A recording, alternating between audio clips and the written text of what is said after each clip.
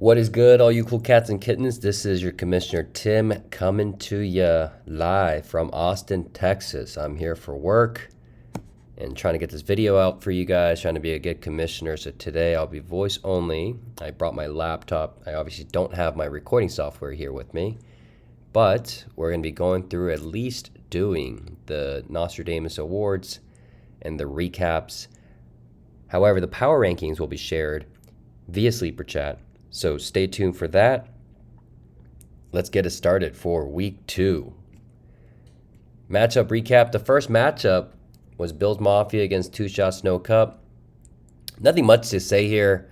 I think it's just been a really disappointing start to the season for Brandon.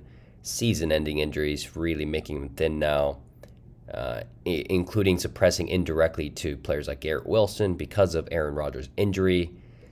Bills Mafia started out the season with running backs being his strongest position by a mile, and that was what he was going to ride or die with, starting 3 running backs at the 3 flex positions. But now with Eckler, Nick Chubb, and J.K. Dobbins all out, with Eckler unsure when he will be returning, man, I thought I had it bad in terms of injuries last season, but Brandon has certainly one-upped me here. That said, Bills Mafia certainly takes the win, and in terms of the matchup, this was one of our first unanimous matchups of the week in terms of the picks. Brandon now moves at 2-0, sitting tied at number 1. Two Shots No Cup. Eve falls to 0-2 for the season. Moving over to matchup number 2, we got Bongton Meerkats beating Kevin. Kevin, I love your pride of picking yourself. Great philosophy to have in life. However, 9 of the league, who is not Kevin, was able to get the unanimous pick here. Kyle picks the easy victory out for the week in terms of points differential. That said, staying on the topic of injuries, Kyle's also had Saquon get injured on the last play of the game.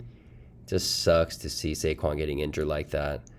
Unsure when he will be back, but on a positive light, Kyron Williams looked really good in week 2, with Cam Akers being a healthy scratch and now in trade rumors.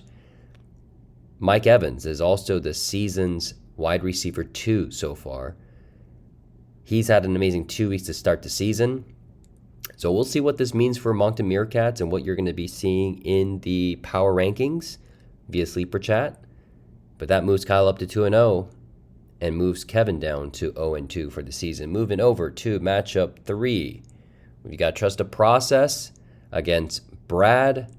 It was a pretty simple win, 163 to 86. Another unanimous pick by the league here.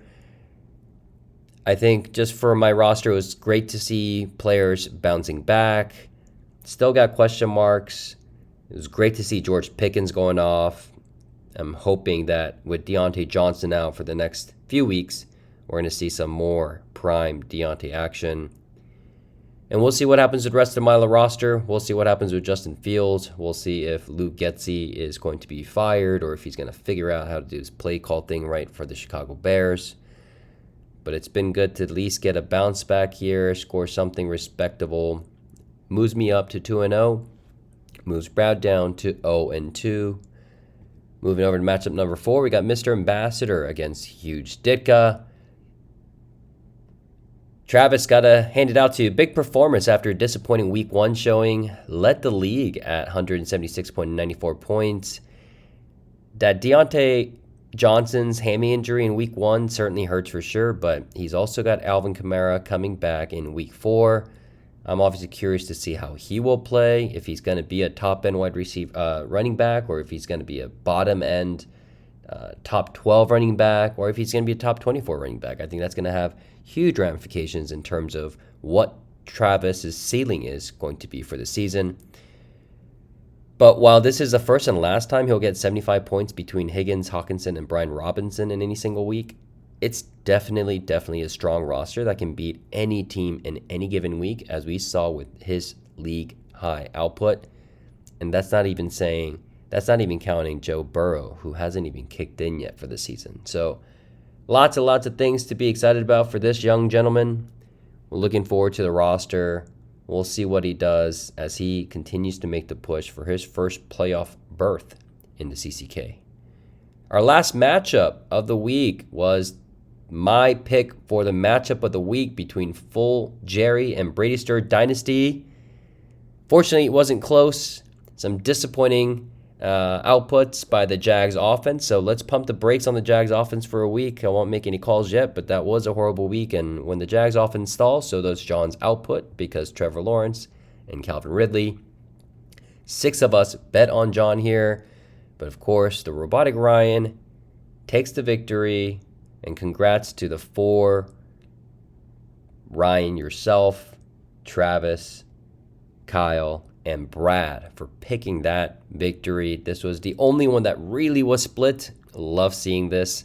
Everything about Ryan's roster just looks solid.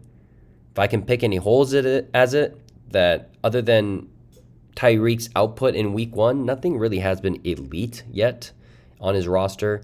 He will need Deshaun to come back to his pre-suspension form, I think, for Brady Stir Dynasty to have a shot going deep into the playoffs, and hopefully for his quest to make his second championship ring.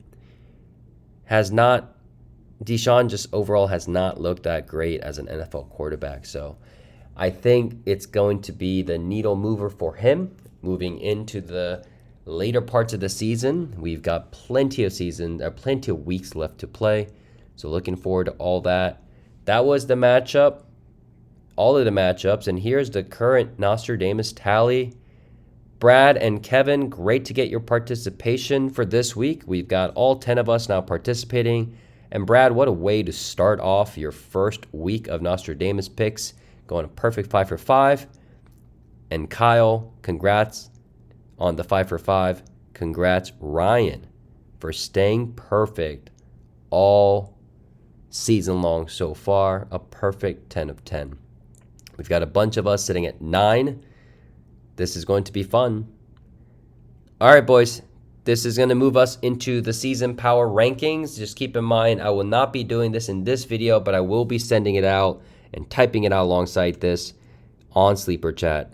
So looking forward to all of you for week 3. Good luck for waivers. Good luck for Thursday. Looking forward to continue chatting with you this weekend, and have a good rest of your week. Bye.